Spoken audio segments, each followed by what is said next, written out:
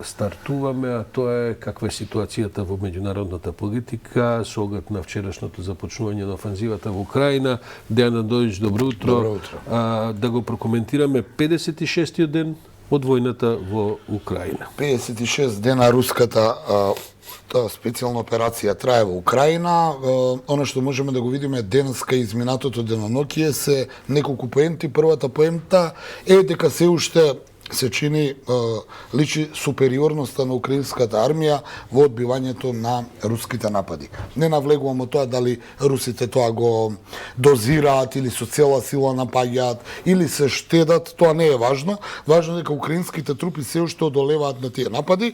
Околу Донбас се јавува дека неколку напади на руската армија, тие освоија неколку 2 или 3 помали населени места, но поголемиот дел се уште не влегуваат, као што е Харков, као што се оние градови околу. Мариуполј се уште не е паднат и покрај тоа што вчера се обистини, ми се чини она закана на Владимир Путин минатата недела кога даде ултиматум дека доколку не се предадат борците на баталјонот Азов и тие има и таму и украински регуларни сили, тоа е 57-ма Маринска украинска бригада, доколку не се предадат ќе гаѓаат со термобарични ракети.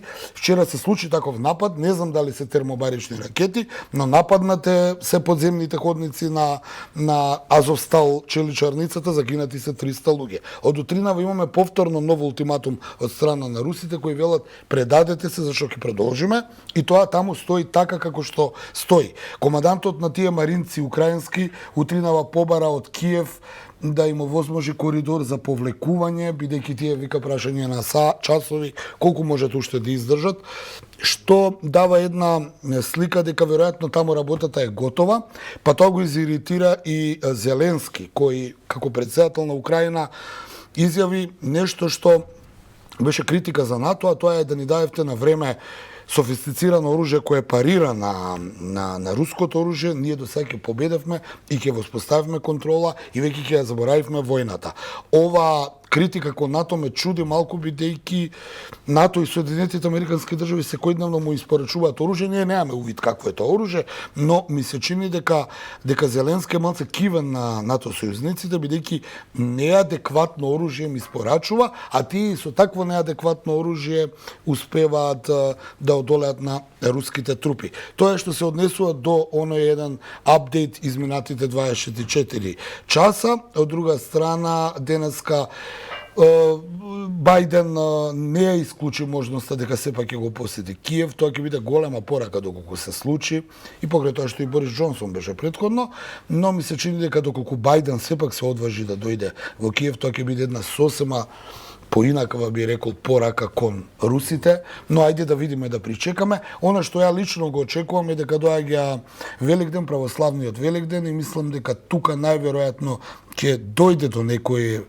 прекин на огнот, барем така очекувам. Доколку не дојде, тоа ќе биде уште една страшна порака што све ќе се случи во наредниот период. Да, добро.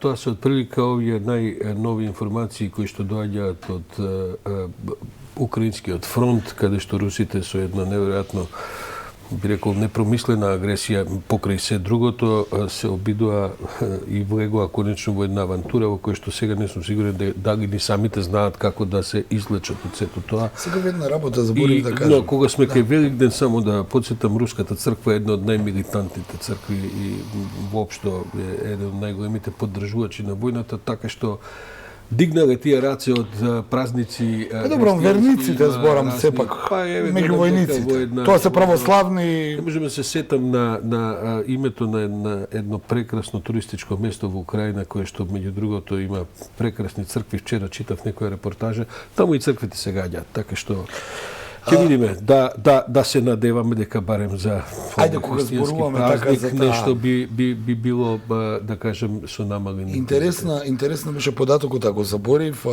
понуда една од еден руски депутат, представник во Руската дума од Крим, кој јавно му понуди на Зеленски: ние ќе ги ослободиме борците од Азовстал, во замена ти да се предадеш. Што ми дојде како несериозно. Па има разни несериозности што се случуваат. Меѓутоа и тоа помина во думата, така да. Думата Као е опција, практично, као опција. би рекол, релативно неважен орган во Русија, бидејќи таму сепак се е сконцентрирано во рацете на председателот и думата е тука само да аминува негови одлуки.